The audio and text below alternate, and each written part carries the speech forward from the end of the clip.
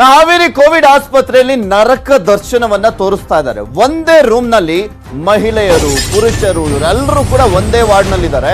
ಸೋಂಕಿತ ಮಹಿಳೆ ಪುರುಷರು ಒಂದೇ ಕೊಠಡಿಯಲ್ಲಿ ಇರುವಂತದ್ದು. ಅಟ್ಲೀಸ್ಟ್ ಬೇರೆ ಕೊಠಡಿನೂ ಕೂಡ ಮಾಡಿಲ್ಲ, ಎಲ್ಲರನ್ನು ಒಂದೇ ಕೊಠಡಿಗೆ ಹಾಕ್ಬಿಟ್ಟಿದ್ದಾರೆ. ಇಲ್ಲಿ ಹಾವೇರಿಯಲ್ಲಿ ಇರುವಂತ ನರಕ ದರ್ಶನವನ್ನ ತೋರಿಸ್ತೀವಿ ನಿಮ್ಗೆ. ಗರ್ಭಿಣಿ, ಬಾಣಂತಿ, ವೃದ್ಧರು ಒಂದೇ ಕೊಠಡಿಯಲ್ಲಿದ್ದಾರೆ. ಇವರೆಲ್ಲರೂ ಕೂಡ ವೃದ್ಧರು ಅಂದ್ರೆ ಸ್ವಲ್ಪ ಹೈ ರಿಸ್ಕ್ ನ ಕೇಸಸ್ಗಳಾಗಿರ್ತವೆ.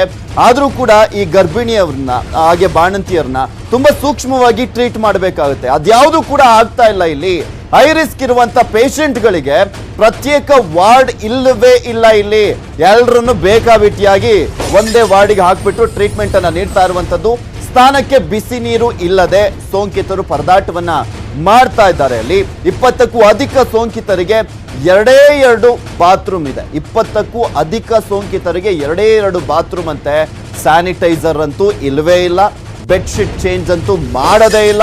ಹಾವೇರಿ ಜಿಲ್ಲಾಡಳಿತದಿಂದ ಭಾರಿ ನಿರ್ಲಕ್ಷ್ಯವನ್ನ ವಹಿಸಲಾಗ್ತಾ ಇದೆ.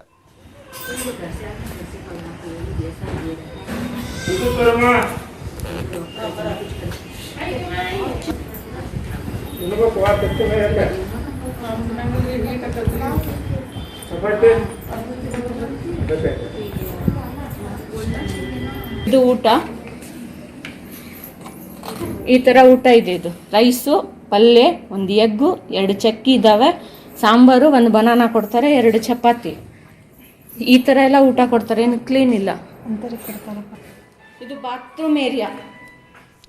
ಇದೆಲ್ಲದ್ರ ಬಗ್ಗೆ ಕಂಪ್ಲೀಟ್ ಡೀಟೇಲ್ಸ್ ಅನ್ನ ನೀಡ್ತಾರೆ ನಮ್ಮ ಹಾವೇರಿಯ ಪ್ರತಿನಿಧಿ ಸಂಕನಗೌಡ. ದೂರವಾಣಿ ಸಂಪರ್ಕದಲ್ಲಿದ್ದಾರೆ. ಸಂಕನಗೌಡ, ಹಾವೇರಿ ಜಿಲ್ಲೆಯಲ್ಲಿ 80 ಆಕ್ಟಿವ್ ಕೇಸಸ್ಗಳಿದಾವೆ. ಅಷ್ಟೇ ಆಕ್ಟಿವ್ ಕೇಸಸ್ಗಳಷ್ಟೇ ಹೇಳ್ತಾ ಇರೋದು.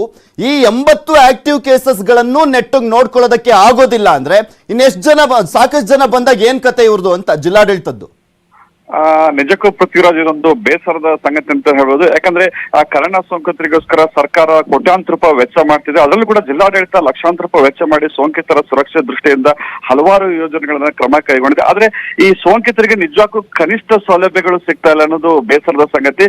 ಏನು ಯಾರು ಕೋವಿಡ್ ಪೇಷಂಟ್ ಗಳಿಂದ ಒಳಗಾಗಿ ಅವರು ಜಿಲ್ಲಾಸ್ಪತ್ರೆಗೆ ದಾಖಲಾಗ್ತಾರೆ, ಅವ್ರಿಗೆ ಇದುವರೆಗೂ ಕೂಡ ಅವರು ಸ್ನಾನನೇ ಮಾಡಿರಲ್ಲ. ಅಂದ್ರೆ 10 ದಿನಗಳ ಕಾಲ ಏನು ಅಲ್ಲಿ ಆಸ್ಪತ್ರೆಯಲ್ಲಿ ಟ್ರೀಟ್ಮೆಂಟ್ ಮಾಡ್ತಾರೆ, ಅವ್ರು ಯಾರು ಕೂಡ 10 ದಿನಗಳ ಕಾಲ ಸ್ನಾನ ಮಾಡೋದಿಲ್ಲ.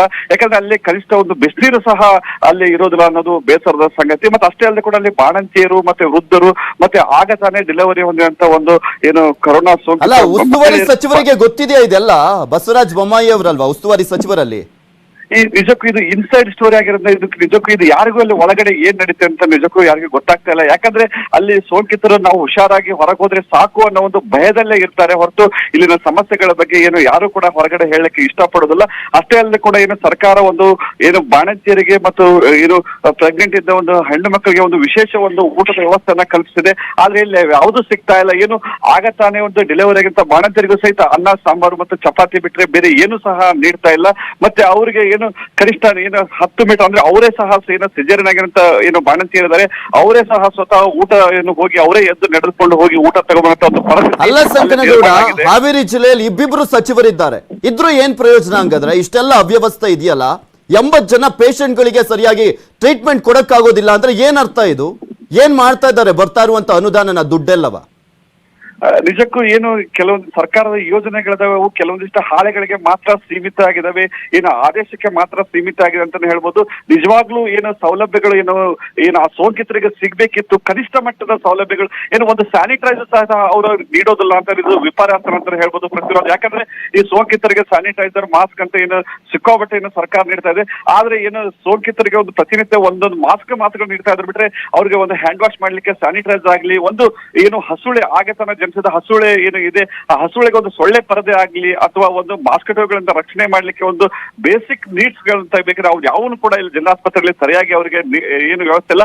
ಅಷ್ಟಲ್ಲೂ ಕೂಡ ಏನಂದ್ರೆ ಇವು ವಾರ್ಡ್ಗಳಲ್ಲಿ ಏನು ಬಾಣಂತಿಯರನ್ನು ಮತ್ತೆ ಪುರುಷರನ್ನು ಒಂದೇ ವಾರ್ಡ್ ಅಲ್ಲಿ ಹಾಕಿದ್ದು ಇದು ಬೇಸರದ ಸಂಗತಿ ಅಂತ ಹೇಳ್ಬೋದು. ಯಾಕಂದ್ರೆ ಮಹಿಳೆಯರಿಗೆ ನಿಜಕ್ಕೂ ಮುಜುಗರ ಆಗುತ್ತೆ. ಏನು ಒಂದು ವಾರ್ಡ್ ಅಲ್ಲಿ ಏನು 4 ಜನ ಪುರುಷರು ಮತ್ತೆ 4 ಜನ ಮಹಿಳೆಯರನ್ನ ಈ ತರ ಒಂದೇ ವಾರ್ಡ್ ಅಲ್ಲಿ ಏನು ಹಾಕಿ ಅವ್ರಿಗೆ ಟ್ರೀಟ್ಮೆಂಟ್ ಮಾಡ್ತಿರೋದು ಇದು ನೋಡೋಣ. ಸಂಕನಗೌಡ, 2 ಸಚಿವರಿದಾರಲ್ಲ, ಅಟ್ಲೀಸ್ಟ್ ಈಗಲಾದ್ರೂ ತಮ್ಮ ಜಿಲ್ಲೆಯನ್ನ ಒಂಚೂರು ಮುತುವರ್ಜಿ ವಹಿಸಿ ನೋಡ್ತಾರಾ? ಅಲ್ಲಿರುವಂತ ಪೇಷಂಟ್ ಗಳಿಗೆ ಸರಿಯಾದಂತ ವ್ಯವಸ್ಥೆಯನ್ನ ಮಾಡ್ತಾರಾ ಅಂತ. Thank you.